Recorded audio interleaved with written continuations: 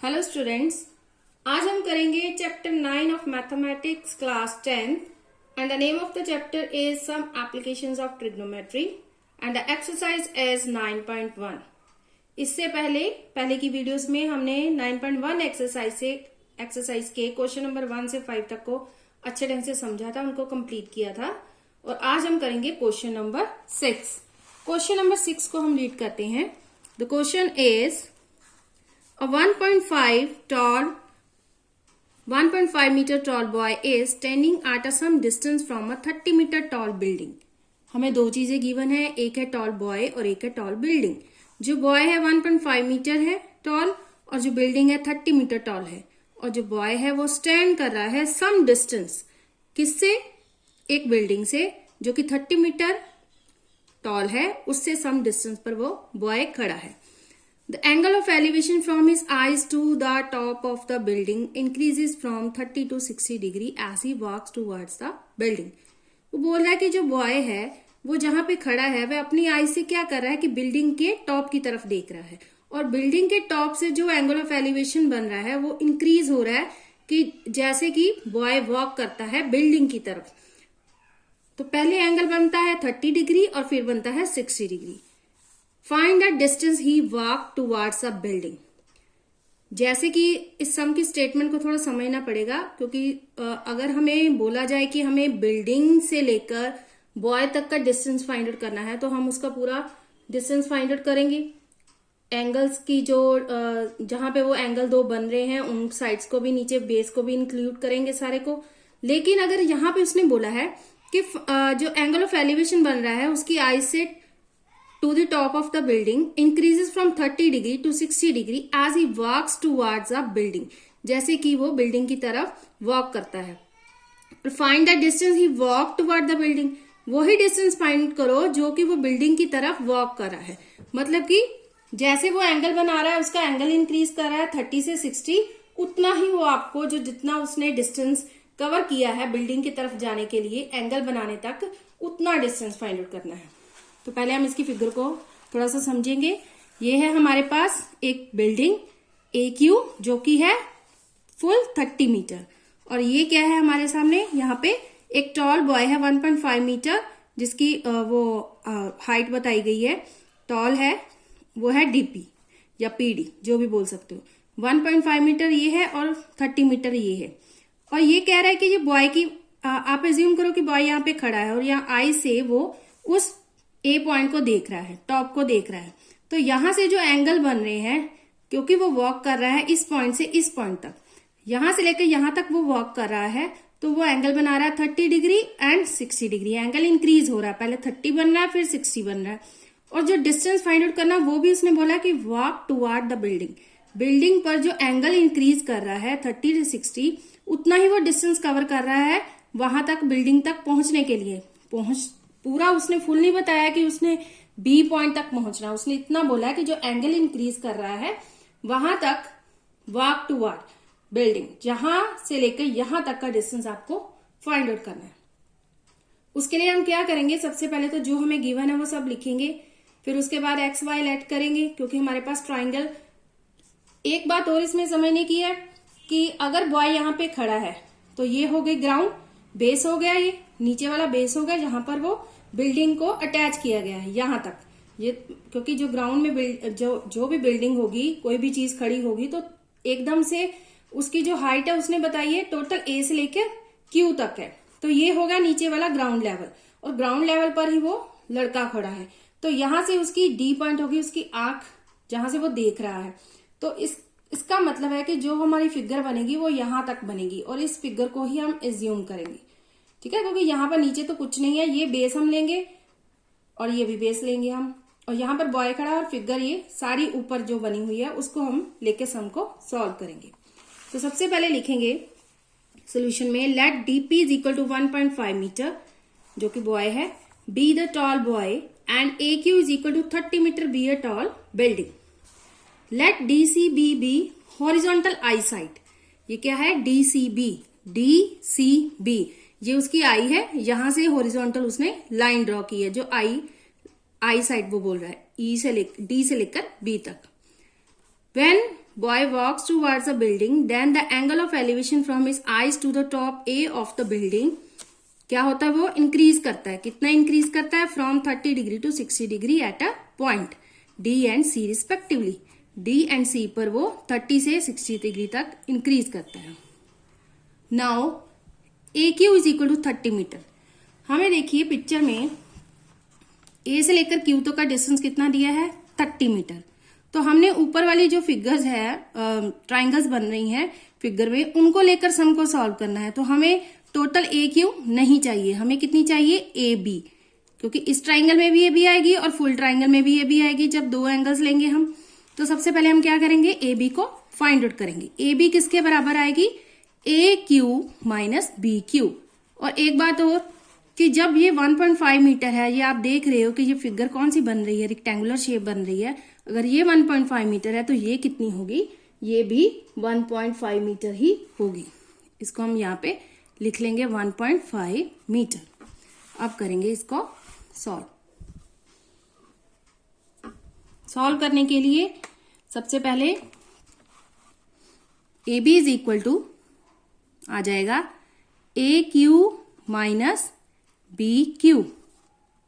और AQ क्या है हमारे पास? 30 minus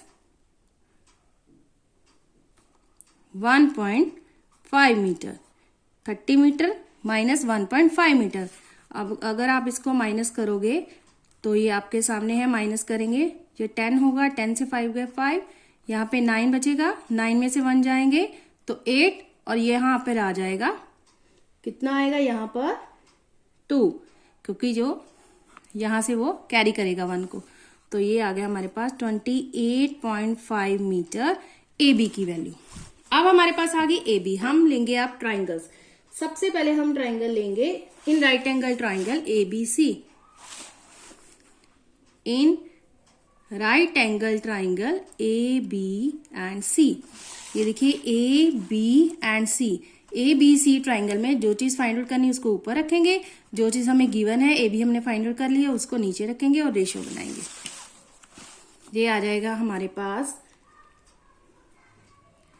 BC over AB is equal to, BC क्या है? Base. BC is a base and AB is a height. Base upon height क्या होगा? कॉट. कॉट कितना बनेगा इसमें? 60 डिग्री. इसको हम यहाँ पे सॉल्व करेंगे. ये आ जाएगा कॉट 60 डिग्री. BC है Y और AB हमने अभी अभी निकाली है 28.5. एंड कॉट 60 डिग्री की वैल्यू हम टेबल में से देखेंगे. कॉट 60 डिग्री है हमारे पास, कॉट 60 डिग्री है 1/√3. 1/√3 को पुट करेंगे, इसको करेंगे क्रॉस. Y की वैल्यू आ जाएगी 28.5 ओवर √3. और इसको सॉल्व करेंगे तो रैशनलाइज करेंगे. पहले इसको जो चीज नीचे दी है अंडर रूट में उसको हम ऊपर नीचे सेम मल्टीप्लाई करेंगे. ये आ जाएगा 28.5 इंटू √3 ओवर 3, क्योंकि जो √3 मल्टीप्लाई होगा तो 3 बन जाएगा. इसको सॉल्व करेंगे 285 ओवर 10 और √3 की वैल्यू आपके पास आ जाएगी 1.732. ये हमें अंडरस्टूड है, हम साथ में लिख देंगे कि ये वैल्यू हमें याद है इसकी. और इसके बाद इसको सॉल्व करेंगे. इसका 10 आया नीचे और इसका कितना आएगा नीचे? 3 zeros. अब ये हम क्या करेंगे? इसको मल्टीप्लाई करेंगे और इसके साथ हमने एक 3 भी था, ये 3 हमने नीचे लिखा नहीं, सॉरी, इसको नीचे लिखेंगे 3 को साथ में, और ये 3 हमारा कैंसिल होगा. 3 के टेबल पर कैंसिल करेंगे तो ये आ जाएगा हमारे पास 95.